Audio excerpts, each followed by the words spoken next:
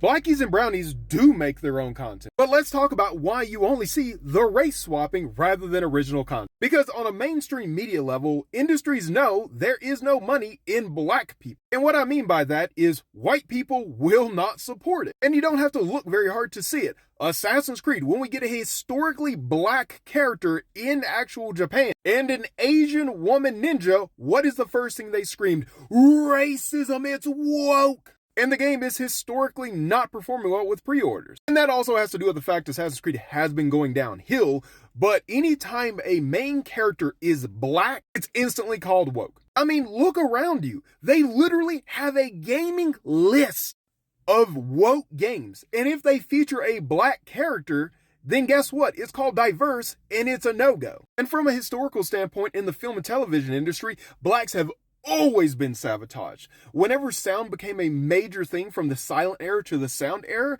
guess what? Black people could not get funding to buy the super expensive sound equipment, and thus they were phased out. There is institutional racism within the entertainment field that keeps black people from basically rising to the top with their stories. And even when we do get our stories, they are so poorly written that they are inherently going to fail.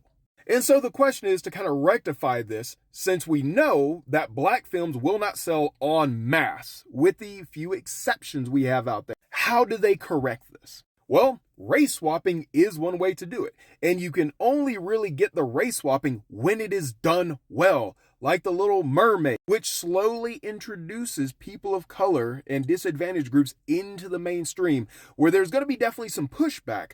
But then when you see the performances, you're like, okay, that's good. And so this is a correction to try to get mass audiences okay with seeing people of color in main roles. But we are out there creating our own stories in mass. But the thing is, we're just indie. We don't have millions upon millions of dollars to throw into advertising and get our content in front of people. What do we have? We have TikTok, and hopefully it blows up. Going to conventions, but even that's still small scale. And then when you take it from a business standpoint as an artist, what's going to get your reaction? Like, what's going to get eyes on your work? An original black character that no one's heard of because they're indie, or race swapping a very popular series like Demon Slayer, One Piece, in this case, Dandadan. The audience is already built in, because being an artist isn't just about drawing what you like. It's about drawing mostly what's going to get eyes on your work. And so if you have to race swap a character from a major series and throw a black twist on it, knowing you're going to get hate on it, guess what?